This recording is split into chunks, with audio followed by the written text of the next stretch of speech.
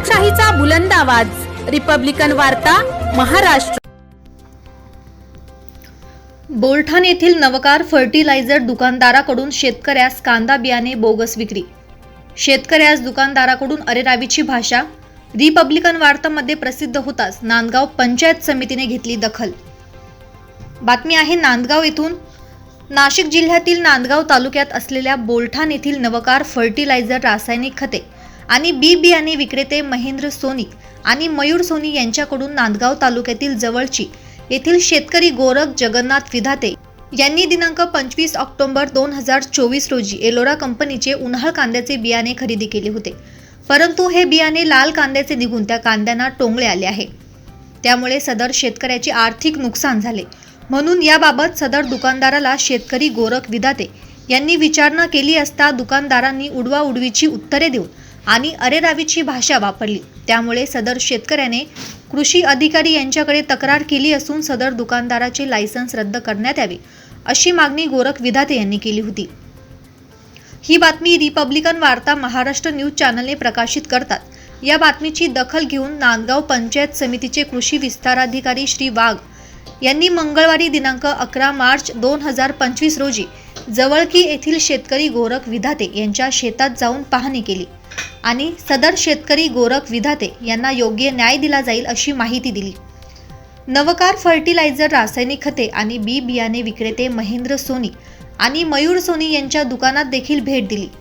नांदगाव पंचायत समितीचे विस्तार अधिकारी वाघ यांना याबाबत विचारणा केली असता यांनी प्रतिक्रिया देण्यास नकार दिला, परंतु माझ्या हातात नसून शास्त्रज्ञ वरिष्ठ अधिकारी येतील ते याबाबत निर्णय घेतील, परंतु सदर शेतकऱ्याला नुकसान भरपाई मिळेल असे तोंडी सांगितले।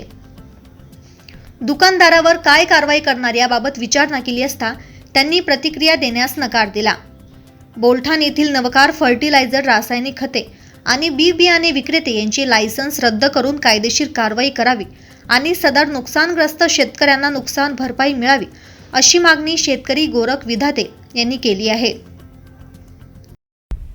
त्यांनी मला सांगितलं, ठीक आहे, तुम्हाला मी योग्य तो न्याय देईन, तुम्ही काही टेन्शन घेऊ नका। आणि मी 5,000 रुपये देऊन 2 विहिरीचं पाणी घेतलेलं आहे। मला पाणी कमी पडल्यामुळे आणि त्याला द्यायला पैसे नसल्यामुळे मी कन्नड येथील एक बचत गटातून पैसे काढले। त्यावेळेस ते पाणी विकत घेतलं। जर पाणी विकत घेऊन जर अशी फसवणूक झाली तर याच्यापासून काय फायदा होईल शेतकरी? तर सदर योग्य ती कारवाई करण्यात यावी आणि शेतकऱ्याचं दुकानदाराचं परवाना रद्द करण्यात यावा। जर मला माझा मोबदला जर नाही भेटला तर सदर मी त्या दुकानमध्ये 5 लिटर पेट्रोलचा ड्रम घेऊन आत्महत्या करेल। याच्यावरती दुकानदाराने विचार करावा काय करायचं तर।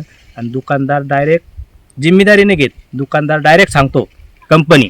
मी कंपनीकडे गेलोच नाही ना, मी दुकानात जाऊन बियाणं घेतलं, यांनी पैसे घेतले, हा कमावतो, हा हॅरेसमेंट माझी, खर्च माझा, तो वकील लावीन, कंपनी ते करीन, माझा खर्च त्यांनी दुकानवाल्यांनी भरून देण्यात यावं।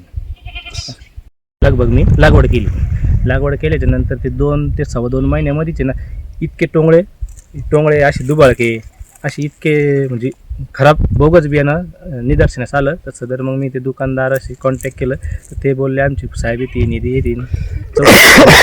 तर मी बोलायला गेलो, त्यांना सांगायला गेलो तर ते माझ्यावरती दबावानं प्रेशर करायला लागलेत। मी थोडं आमची त्यांची बाचाबाची झाली। ते लगेच पोलीस स्टेशनला फोन करून माझ्यावरती दबाव आणण्याचा प्रयत्न केला, म्हणजे बोगस बियाणं देऊन माझी फसवणूक करून आणि ते माझ्यावरती पोलीस स्टेशन मार्फत दबाव आणण्याचा प्रयत्न करत होते।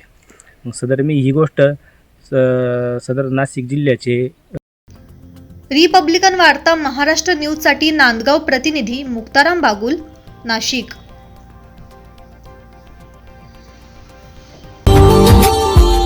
Subscribe now and press the bell icon. Never miss an update.